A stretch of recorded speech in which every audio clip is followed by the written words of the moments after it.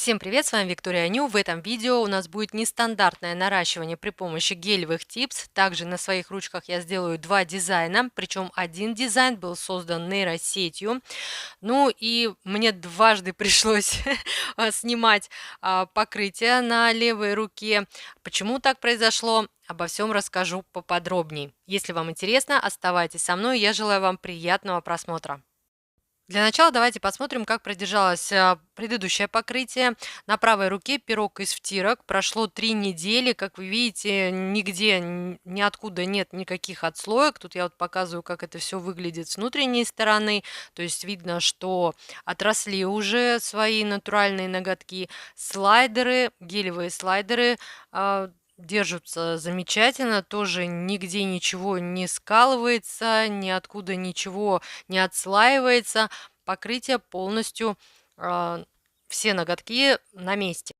Матовый топ от компании Beauty Lux. Несмотря на то, что я его наносила тонким слоем, он отлично продержался на левой руке у меня. И вы знаете, вот он вроде бы и матовый, но знаете, такой вот влажно-матовый. Мне на самом деле этот эффект очень понравился. Ну и как вы сами видите, ничего не сломалось и никуда не отвалилось.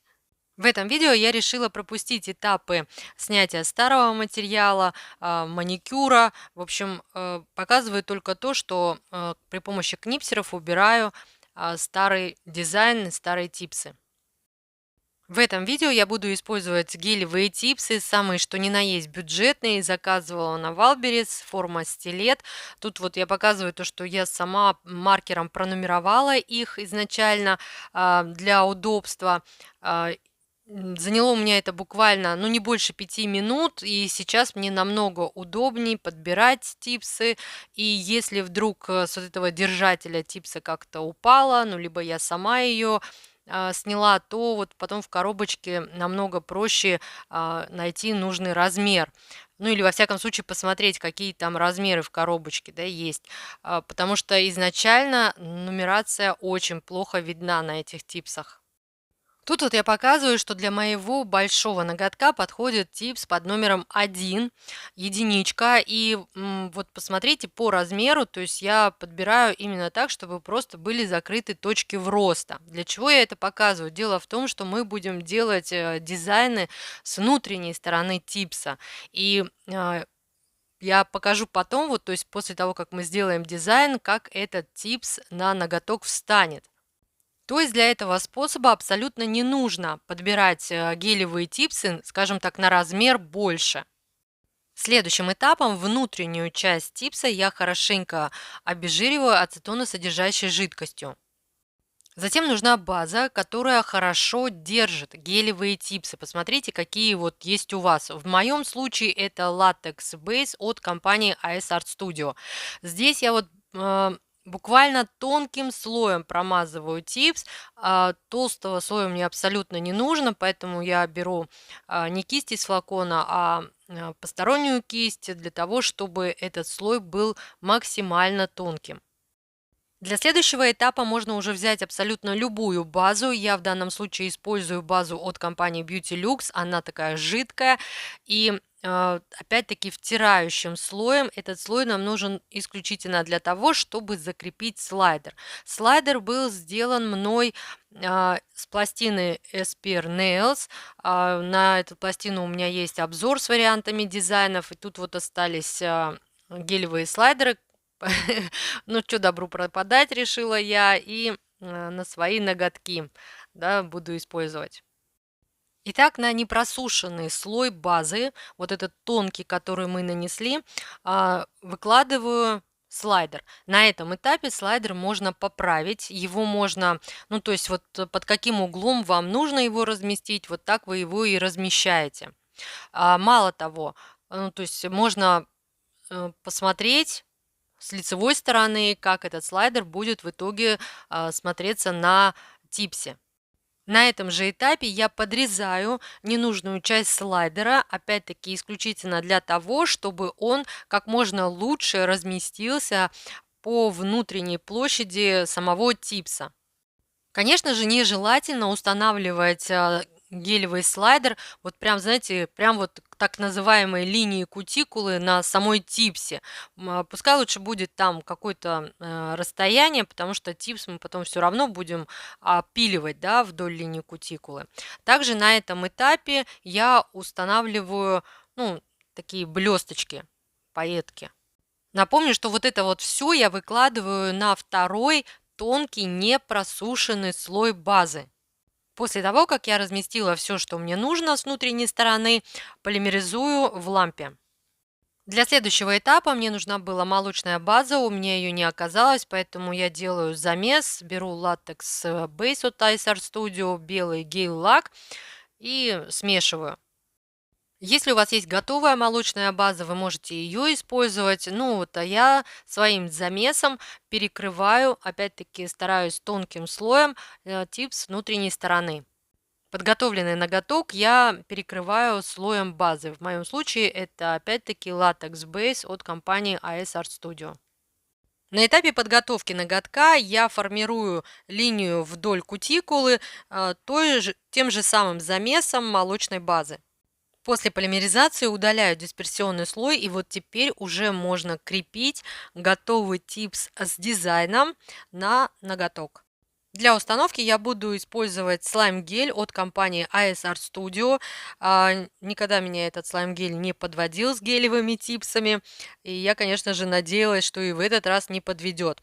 Сразу в типс я с баночки набираю такое небольшое количество и распределяю пальчиком. При этом я стараюсь распределить таким образом, чтобы слайм-гель, ну, скажем так, приблизительно был уже в точках роста, но при этом, чтобы этого геля, слайм-геля не было на бортах типса. Таким образом, намного проще и быстрее его установить уже на ноготок. Устанавливать готовый типс с дизайном, на мой взгляд, будет не совсем удобно при помощи базы, так как типс перекрыт цветом, и, соответственно, вот посмотреть, как база распределяется по ногтевой пластине, нет ли там зазоров, пузырьков. В общем, вот это будет сложно сделать. Поэтому вот слайм-гель тут отлично подходит для такого способа. Поправляю типс по всем нужным мне параллелям и отправляю в лампу на полимеризацию. Изначально этот способ я тестировала на силиконовой руке, поэтому я точно знала, что слайм-гель полностью заполимеризуется. Тут вот я вам показываю то, что типс, который изначально был подобран, замечательно подошел к ноготку, несмотря на то, что там уже слайдер, пайетки и еще и цветом, да, молочным перекрыт. Следующим этапом я перекрываю изнанку топом для того, чтобы, ну, потому что дальше будет небольшой опил, и чтобы туда вот какие-то мусоринки не затесались. Дальше минимальный опил, сглаживаю переход от типса к ноготку и поправляю форму. Напомню, что сейчас у нас на поверхности гелевый типс, весь дизайн у нас внутри.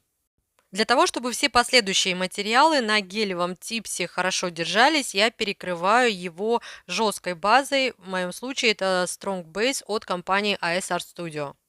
После полимеризации удаляю дисперсионный слой, и вот на этом этапе можно было бы перекрыть ноготок топом и закончить на этом. Но я решила отпечатать еще несколько надписей. Так как я буду делать это левой рукой, я сделала это за кадром.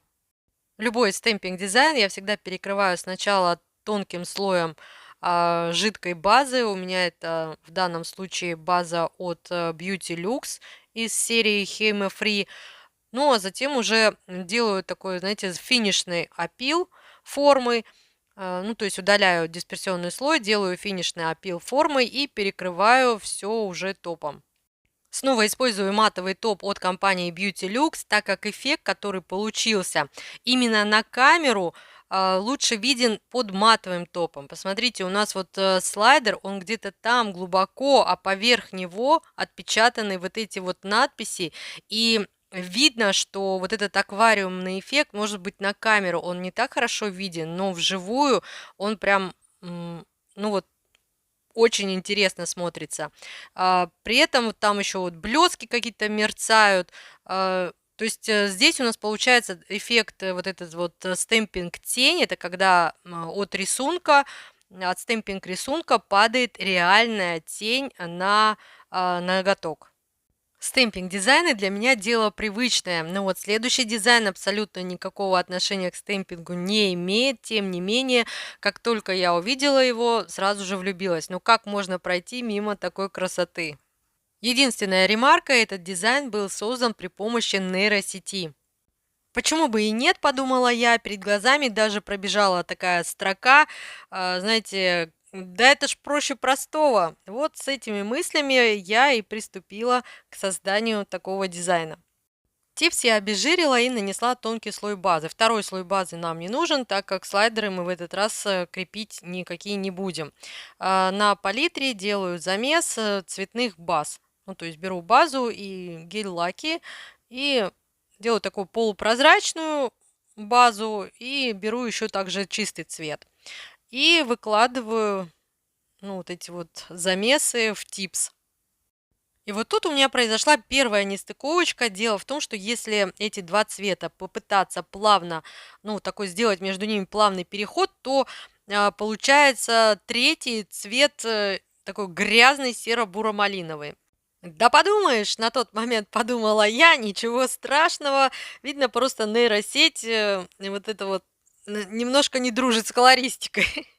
В этот же слой я добавляю блески, ну так, чтобы, знаете, там где-нигде там чего-то досверкало. После полимеризации удаляю дисперсию и переворачиваю типс, потому что вот эти вот грани мы будем делать уже на верхней части гелевого типса. Обезжириваю поверхность типса и наношу жесткую базу от ASR Studio для того, чтобы последующие материалы хорошо держались на типсе. После полимеризации удаляю липкий слой, и дальше мне понадобится однофазный гель. У меня от ASR Studio, он густой, хорошо распределяется при этом и, несмотря на свою вязкость, хорошо самовыравнивается. Дело в том, что сверху вот эти вот грани перекрывать топом нельзя, именно поэтому я использую однофазный гель. В данном случае этот гель заменит нам топ, ну и придаст прочности нарощенным ноготкам. Наношу его на типс тонким слоем. Ну и, конечно же, нам понадобятся ромбики. Большие ромбики я вырезала из пластиковой подложки. Думаю, у всех есть вот такие вот наклейки, и вот эта вот подложка, в принципе, отлично подходит. Я тут вырезала просто по краям полосочки и нарезала ромбики. Большие ромбики вырезать несложно, а вот маленькие ромбики нарезать немножко проблематично, поэтому я беру вот такие вот ромбики, которые, ну, вот мы используем для дизайна. В принципе, думаю, у многих они есть. Ну и теперь выкладываю эти ромбики на однофазный гель. Сначала я выложила большие ромбики, и затем уже в круговую выставила, ну, вот эти вот маленькие ромбики. Прозрачные ромбики, конечно, сложно укладывать, ну, то есть видны они под определенным углом, поэтому маленькие ромбики я взяла черного цвета, просто чисто для того, чтобы, ну, видеть, куда там что поставила, какой ромбик подвинуть и как его подвинуть. Однофазный гель очень хорошо цепляет ромбики на себя, поэтому лучше их ставить точечно. Ну, сдвинуть их, конечно, можно, немножко там подвинуть, поправить. При этом действительно этот гель очень хорошо самовыравнивается, поэтому если вдруг там что-то пошло не так, в принципе, гель выравнивается. Ну и вот так вот я выложила ромбики и отправляю в лампу на полимеризацию. После полимеризации геля на поверхности образовался дисперсионный слой. При помощи безворсовой салфетки ацетоносодержащей жидкости я удаляю его, при этом отваливаются уже там какие-то ромбики, ну а те, которые не отвалились, мне пришлось снимать при помощи пинцета. На тот момент мне еще казалось, что я смогу проходить с такими ногтями целый месяц. Кто ж знал, что на следующий день мне придется их просто бесщадно удалить. Как вы видите, поверхность с гранями, но некоторые грани, они очень сильно торчат и на ощупь очень ощутимы.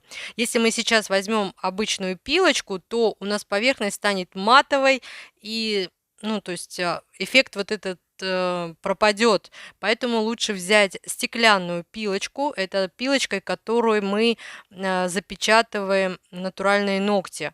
Вот эта пилочка, она ну, сглаживает вот эти грани, но при этом глянец на поверхности остается. Этот лайфхак я показываю для тех, кто решит сделать такой дизайн, ну вот именно первым способом. Ну а тут я беру гель с блесками от компании Beauty Lux и выкладываю вдоль линии кутикулы. Снова типсом набираю слайм-гель из баночки, немного распределяю его пальчиком по внутренней стороне типса и прикладываю к ноготку. И несмотря на то, что с внутренней стороны мы уже выложили цветной материал, типс точно так же к ноготку подходит как родной. При этом второй вариант этого дизайна будет еще более объемным, и там точно так же типс хорошо усядется, уляжется на ноготке. После полимеризации слайм-геля я сразу дорабатываю изнанку. Тут выложила блестки, закрыла это все топом, заполимеризовала, собственно, и теперь вот такой вот минимальный опил, опять-таки, вдоль, ну, вот эту вот ступеньку убрать и саму форму немножко подправить. И тут нужно аккуратно это все делать для того, чтобы вот эти вот грани не спилить. Топом я перекрываю только ту часть, куда вот наносила вот этот гель с блесками, так как я уже сказала, если полностью на весь ноготок этот топ растянуть, то вот эти грани, ну, они теряются. И вот тут вот уже глядя на готовое наращивание, меня стало немножко, скажем так, вот нервировать вот этот вот неплавный переход от розового к бирюзовому. То, что вот грани есть такие, знаете, не идеальные. И вот именно почему-то не идеальные грани, они очень сильно бросаются в глаза. На следующий день я занялась уборкой, а к вечеру решила снять шортс-видео и сделать подобный дизайн на своей силиконовой помощнице. Тут вот я показываю ромбики, которые заказывала на Валберес. Они такие голубовато-розоватые, ну то есть такой перелив от голубого к розовому.